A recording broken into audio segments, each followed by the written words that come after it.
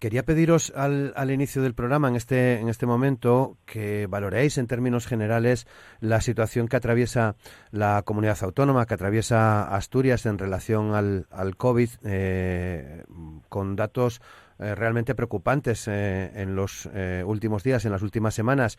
¿Cómo valoráis esta situación? Tino, ¿cuál es tu valoración?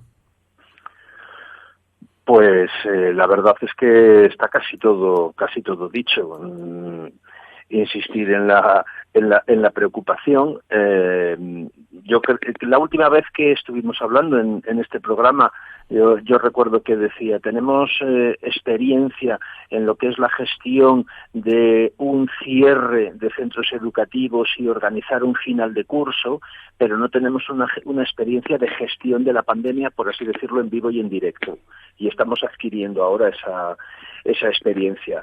No ha coincidido con el mejor de los momentos. Estamos en una segunda oleada, que tiene características preocupantes.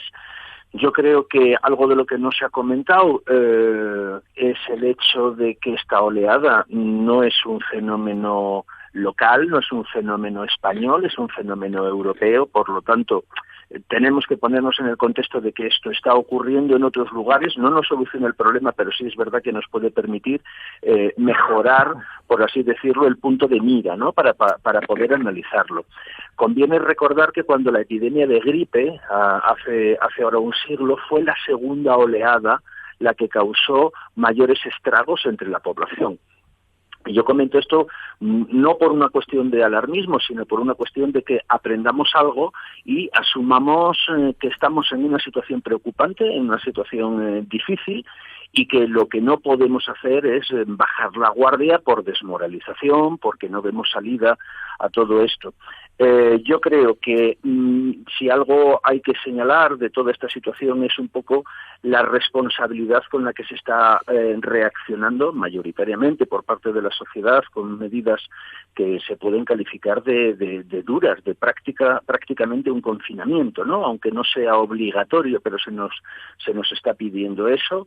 Hay una reacción mayoritariamente responsable, hay una reacción que a mí me parece que hay que poner en valor de un trabajo por parte del personal docente que dio un paso al frente y que se mantiene ahí. El otro día a mí había quien me decía, oye, de la gente que está trabajando en los centros, ni un solo comentario despectivo, ni un solo comentario de pánico. La gente tiene asumido que hay que hacer, lo está haciendo, y yo creo que eso es algo que en un momento determinado iremos viendo y podremos valorar. Y yo creo que hay que incluir ahí, en ese trabajo responsable con impacto social, también la importancia del trabajo pedagógico que se está haciendo con rangos de edad que son, pues reacios, ¿no?, a determinadas medidas, la mascarilla, el confinamiento, las restricciones para agruparse, para poder vivir y divertirse, que son las necesidades básicas en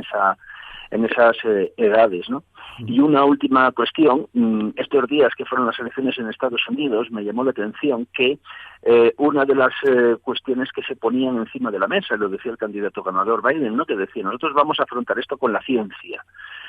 La verdad es que no deja de ser llamativo que viviendo los tiempos que vivimos haya gente que se sitúe en posiciones mentales, políticas, sociales que son precientíficas, ¿no? Pero desgraciadamente eso es así, y también es otro de los elementos que tenemos que afrontar y ver cómo reducir el impacto de esos fenómenos negativos en el ámbito docente, de transmitir una información que sea veraz y científica.